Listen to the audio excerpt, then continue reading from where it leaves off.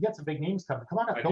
I showered today. Yeah, we do. We got Charles loves drag racing. So we were at Wagler's there, but for those of you, we'll talk more Pull Town after we talk to Riley here a little bit. But I wanted to get Riley on, and I guess that was a lot more questions than I thought about Bowling Green, but that's good. Nothing wrong with that at all. So let's talk this weekend, Riley. What do we got going on? So this weekend, Saturday, October 14th, in Little Hub City, Wisconsin, they have some of the biggest names in the diesel industry, or in the truck drag racing industry, I should say, coming. You're going to see trucks with over 2,500 horsepower. There's probably over a dozen of them right now that have been confirmed that make that. So it's going to be pretty neat to watch them race side by side down 300 feet of clay. Charles, have you been to some dirt drags before? Yeah, once in a while. Yep, I have been. So this they have an awesome place up in Hub. I'm gonna pull some videos up while we're talking to him. Like, tell Charles some of the people that are coming, because he knows all these guys. Right? Okay, so we got like Austin Denny coming. He'll crack a block. Don't worry. I don't know. We'll see. But Josh McCormick, Nathan Banstra. I mean, those are just a few of many. I brought a list with me, but Dylan Reichen, Arlen Clemens. I mean, a lot of these trucks are ODSS trucks. Most of them. Yeah, so it'd be pretty interesting watching them race down the dirt. We've had a couple of them last year and the year before. And, I mean, they get some pretty impressive speeds, 120, 130 miles an hour. I think out of all of them guys, I think I might actually put my money on Harlan, because he's got the most experience doing it. Yeah, I mean, he's definitely got some experience out there doing it, but there's a whole field of them right now. We're at 32 trucks. The thing with the diesel truck challenge that I put on, the guys in the challenge class, all these big name guys, so they have to run on a dyno, and basically I'll take their horse and torque numbers, add them together, and whatever place you get on the dyno is how many points you get, and that carries over into the side-by-side drag racing. They'll drag against each other. Whatever place you get is how many points you get, and lowest amount of points wins. Cool. Oh, so man. it's like did Austin Denny chip his hand then by going to DNR Customs Dyno Day this weekend? He kind of threw down. I mean, I've seen that his truck was on the dyno, so that's the other thing. We have the Northwest dyno. The UCC you've got Cody? Yep, I got Cody. Okay, I was going to say, is he going to get penalized for, DNR's is like the stingy dyno, the Northwest dyno, but if you got the same one, then he can back it up. Oh, definitely. And I mean, I think by getting this dyno, these guys have a lot of experience. I mean, Northwest Dyno Circuit, they do this all the time. So I feel that we're going to get the most accurate numbers for these guys that are coming. We have trucks coming from all over the country, so it's going to be a pretty neat show. And then on top of it, I got some mud dirt draggers that we're going to have run some expedition passes, because next year I would like to try and get their series in here too. Like the CMA, and then there's MNRO. What is that, Charles? The mud racing? Or Larry, MRO, I don't even know if that's a thing anymore, to be honest. It was kind of like similar to what you used to have in Richland Center. We only have a few trucks coming, or machines coming, one of them being Paperboy Express. He makes like 5,200 horsepower. The big paddle tires on them, Charles? You know what? The full paddle tire for that style of racing anymore, I don't think that's even a thing any longer, because they got so fast. Yeah. Like, I think they banned it. It's, it's just like the glue-on Swamper, extra like paddles on the Swamper, but straight paddles, I haven't seen video of that in a long time anymore. And I kind of get why. They have the options. If they want to run the paddles, they can. Otherwise, they can run cut tires. I don't really have any rules against the tires, so we'll see what the guys choose. But most of the time, they run the cut tires. Being clay, it's a little bit harder of a surface. It tends the paddles don't benefit them. Yeah, they won't. Yeah, those won't work as good then.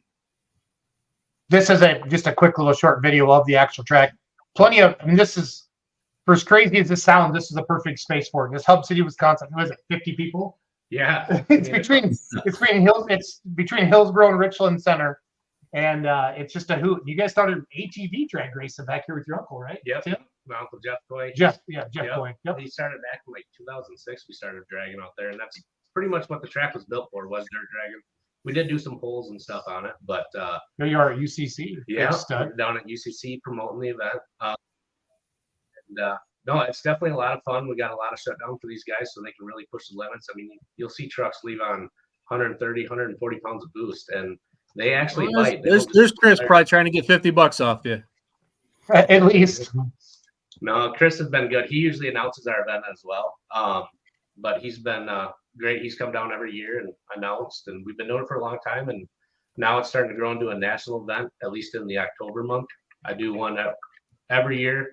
We do one in May, and then we do one in October. So cool.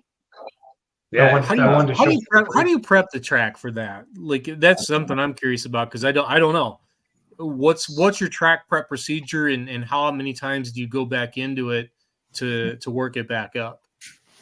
So basically, we started doing track prep yesterday. Actually, we tilled it up. We use like a soil finisher, and we'll till it and usually water it. Now it sounds like we might get some rain later in the week, and also our event runs rain or shine, unless it's downpouring at the time of the drag starting. But we'll till it and water it, and then we use like a call packer to kind of pack it down. It does like a 40% compaction, so it still leaves it loose enough for these pretty knobby tires to grip, but also like packed enough that it's a smooth trip down the track for them. Gotcha. Thank you for that. I appreciate that. I'd never heard really a walkthrough on that. You grade and roll the track between rounds, or? Usually the diesel trucks, we get quite a few out there. I mean, in May we had 87 just in the street class. So usually halfway through the class, we usually have to do a little bit of track prep, but we have it set up so our lanes are wide enough for our soil finisher, so we can just run down one side with the packer following, and then when he runs down the other side, the packer follows, and we're ready to go. It takes about 7 to 10 minutes. So does the Dyno? Yeah, Dyno. Go ahead, Larry. The Dyno determine then when they're going to run, or they draw for position as well? So normally, actually, it doesn't determine where they run or draw for a position.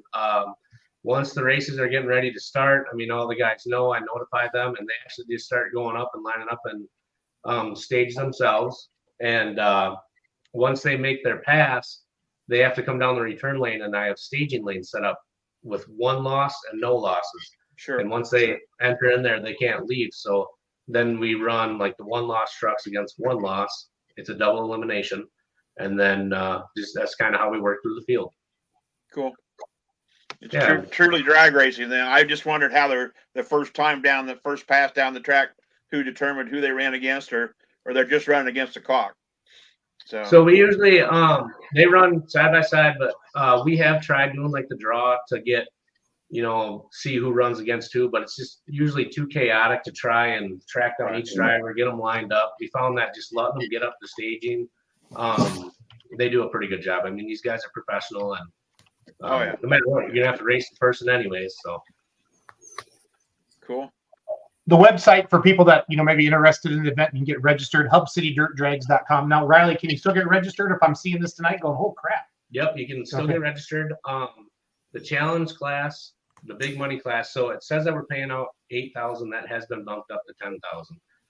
It's just too late to change all the flyers. So first place gets $10,000. Wow. Yeah, I mean, and then we pay all the way back to 8th place in that class. So if you are planning to get in the challenge class, I need to know at the latest by Thursday. And then all other classes, I do run some other classes like street diesel, open, there's some ATV. Those classes are all signed up the day of. And you can find all that stuff on our website. hubcitydirtdrags.com. So, love it. Cool. Love it. So yeah, it's usually a really good event. We try to raise money at this event to donate out to local fundraising organizations. We're a nonprofit there, so we're just a small community that likes to see things with big horsepower, and everyone comes together. It's all volunteer help too, and we do our best to put on a good show. And so far, it sounds like people are liking it. So cool. It's a good track.